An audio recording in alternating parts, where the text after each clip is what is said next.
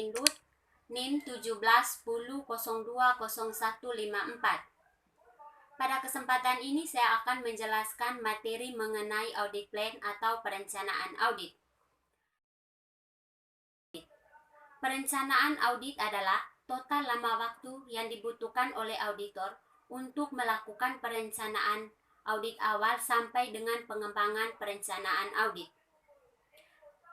Seperti yang kita ketahui bersama, perencanaan audit merupakan tahap yang vital dalam audit. Karena kesuksesan audit sangat ditentukan oleh rencana yang matang. Standar auditing yang pertama untuk pekerjaan lapangan mengharuskan perencanaan audit yang memadai, di mana di sini auditor harus melakukan pekerjaan secara memadai. Kenapa auditor melakukan pekerjaan secara memadai atau tepat? Ada 3 alasan mengapa auditor harus melakukan pekerjaan secara memadai. Yang pertama, memungkinkan auditor untuk mendapatkan bukti yang memadai atau tepat yang mencukupi pada kondisi tertentu. Yang kedua, untuk menghindari kesalahpahaman dengan klien. Dan yang ketiga, untuk membantu auditor menjaga biaya audit tetap wajar. Yang berikutnya adalah perencanaan dan perancangan pendekatan audit. Yang pertama itu menerima klien dan melakukan perencanaan audit awal.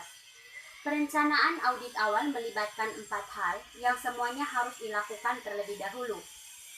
Yang pertama, auditor dia harus memutuskan apakah menerima klien baru atau tetap mempertahankan klien yang lama. Yang kedua, auditor harus mengidentifikasi mengapa klien tersebut membutuhkan atau menginginkan audit. Yang ketiga, untuk menghindari kesalahpahaman dengan klien, auditor harus memahami syarat-syarat yang ditetapkan oleh klien. Yang keempat, auditor harus mengembangkan strategi secara menyeluruh. Sekian dan terima kasih.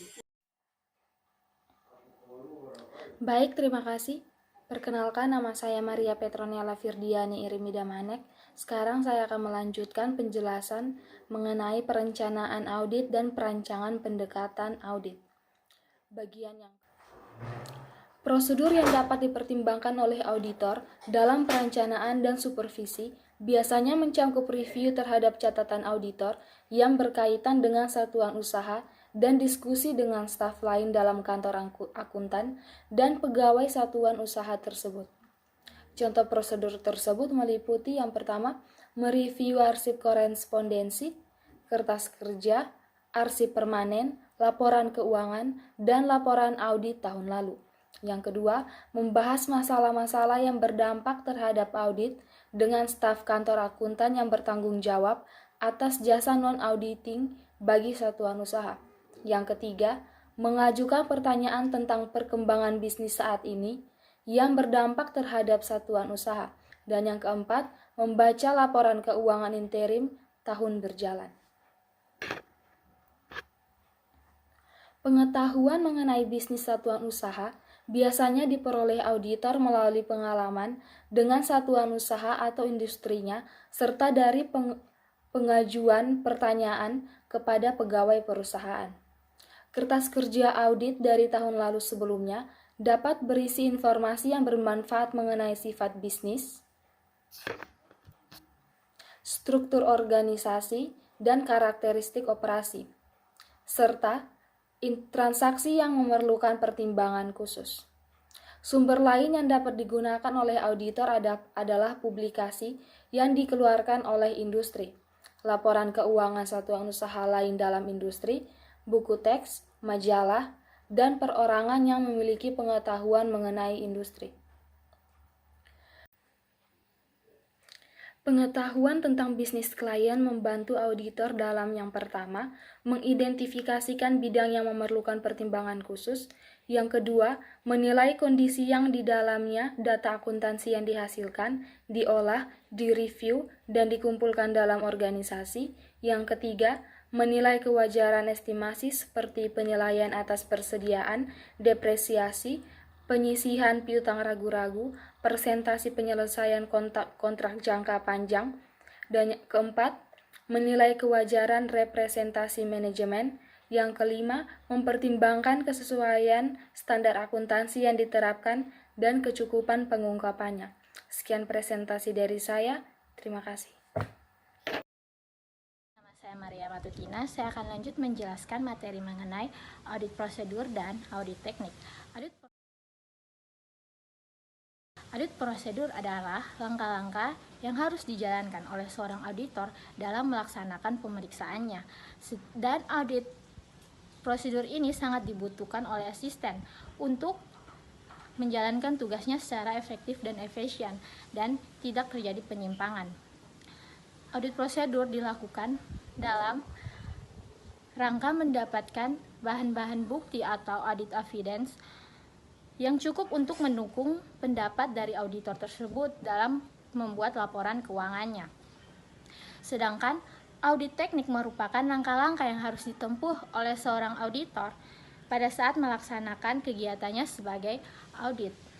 Oleh karena itu diperlukan audit teknik, yaitu berfungsi dengan cara-cara memperoleh audit evidence seperti konfirmasi, observasi, inspeksi, dan tanya jawab.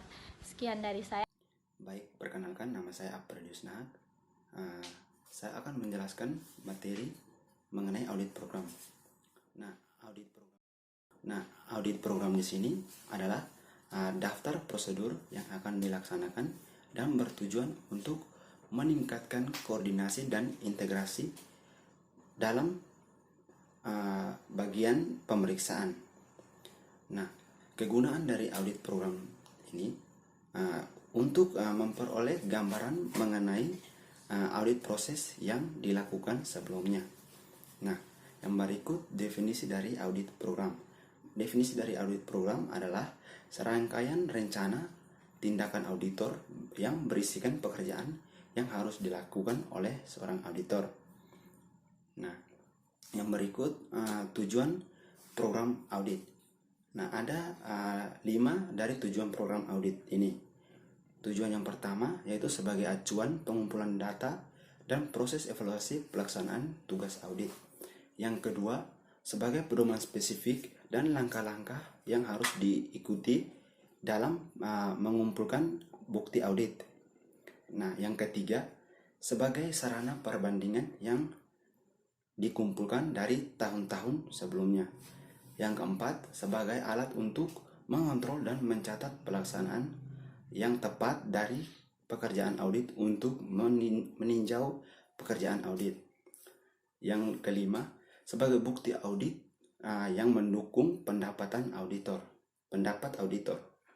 Yang berikut manfaat audit program.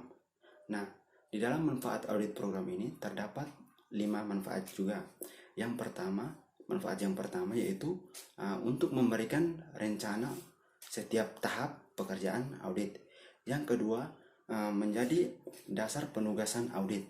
Yang ketiga, menjadi sarana pengawasan dan evaluasi kemajuan pekerjaan audit. Yang keempat, untuk meningkatkan supervisor audit dan manajer. Dan yang terakhir yaitu untuk membantu auditor pada tahap selanjutnya untuk pengenalan lebih dekat terhadap pekerjaan yang dilakukan oleh seorang auditor itu. Sekian dan terima kasih. Financial Accounting Standard Board mendefinisikan materialitas sebagai besarnya suatu penghapusan atau salah saji informasi keuangan yang dengan memperhitungkan situasinya menyebabkan pertimbangan yang dilakukan oleh orang yang mengendalikan pada informasi tersebut akan berubah atau terpengaruh oleh penghapusan atau salah saji tersebut. Auditor menggunakan 2 cara dalam menentukan materialitas. Yang pertama, pada saat perencanaan audit, dan yang kedua, pada saat mengevaluasi bukti audit. Dalam perencanaan suatu audit, auditor harus menetapkan materialitas pada 2 tingkat berikut. Yang pertama, tingkat laporan keuangan, dan yang kedua, tingkat saldo rekening. Materialitas merupakan satu di antara berbagai faktor yang mempengaruhi pertimbangan auditor tentang kecukupan bukti audit. Baik, saya akan melanjutkan materi yang berikutnya mengenai risiko audit. Risiko audit merupakan suatu risiko bagi auditor untuk membuat kesalahan dalam memberikan pendapat atas laporan keuangan karena gagal mengungkapkan salah saji yang material.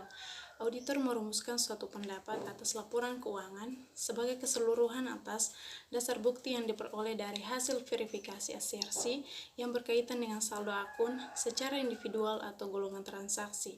Tujuannya adalah untuk membatasi risiko audit pada tingkat saldo akun sedemikian rupa sehingga pada akhir proses audit nanti, risiko audit dalam menyatakan pendapat atas laporan keuangan sebagai keseluruhan akan berada pada tingkat yang paling rendah.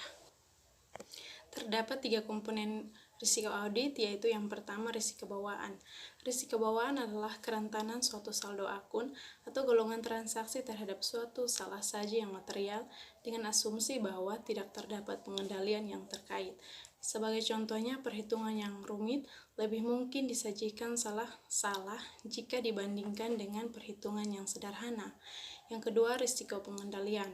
Risiko pengendalian adalah suatu risiko yang terjadi salah saji material dalam suatu ACRC yang tidak dapat dicegah atau dideteksi secara tepat waktu oleh pengendalian intern entitas. Risiko ini ditentukan oleh suatu efektivitas kebijakan dan prosedur pengendalian intern untuk mencapai tujuan umum, pengendalian intern yang relevan dengan audit atas laporan keuangan entitas.